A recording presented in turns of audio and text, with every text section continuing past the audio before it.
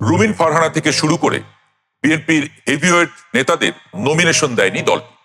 অনেকে যেমন এতে অবাক হয়েছিল, নিজের পায়ে কি নিজেই কুড়াল মারছে বিএনপি।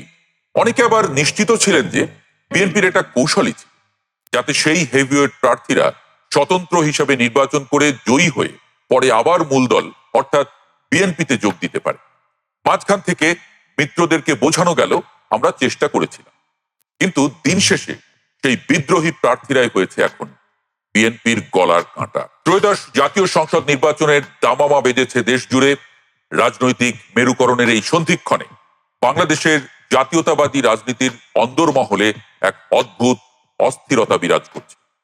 বিশেষ করে বিএনপির দীর্ঘ প্রতীক্ষিত নির্বাচনী যাত্রায় বাধা হয়ে দাঁড়িয়েছে তাদেরই এক সময়ের বিশ্বস্ত সহচররা।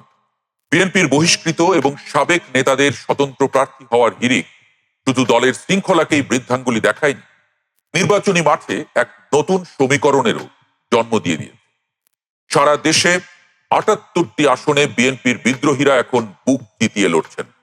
এই বিদ্রোহীরা বিএনপির জন্য কতটা মাথা ব্যথার কারণ হবে তার চেয়েও বড় প্রশ্ন হয়ে দাঁড়িয়েছে এই সুযোগে জামায়াতে ইসলামী কতটা লাভবান হয়ে যাচ্ছে। রাজনৈতিক বিশ্লেষকরা বলছেন জামায়াত যেন ওঁত পেতেছিল এই মুহূর্তটির জন্য। তারা এখন বিএনপির ফেলে দেওয়া কাঁটা দিয়েই বিএনপিকে বিদ্ধ করার কৌশল নিয়েছে। অর্থাৎ বিএনপির ভোট ব্যাংক যখন তাদেরই বিদ্রোহীদের কারণে ভাগ হয়ে যাচ্ছে, তখন সেই ফাঁক দিয়ে জয়ের বন্দরে পৌঁছে যেতে চাইছে জামায়াত।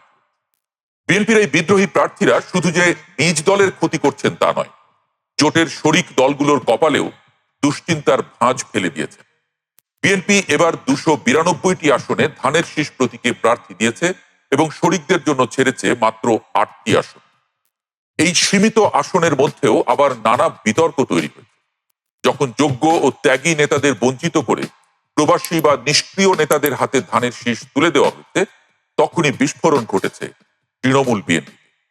ঝালকাঠি, নাটোর, শেরপুর বা কুমিল্লার মতো জেলাগুলোতে বিদ্রোহীদের একটি অংশকে সাময়িকভাবে শান্ত করা গেলেও অধিকাংশ আসনেই বিদ্রোহী প্রার্থীরা অনড় অবস্থানে আছে।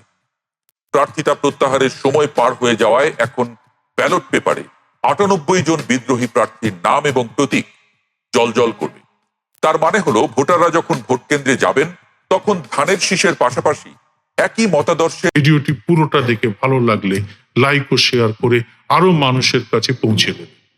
আপনার এই ছোট্ট কাজটি কিন্তু আমার এই ভিন্ন ধারার চ্যানেলটির প্রচার এবং প্রসারে সাহায্য করবে। আর সেই সঙ্গে চ্যানেলটি সাবস্ক্রাইব করে নোটিফিকেশন বেলটিও চালু করে রাখতে ভুলবেন না।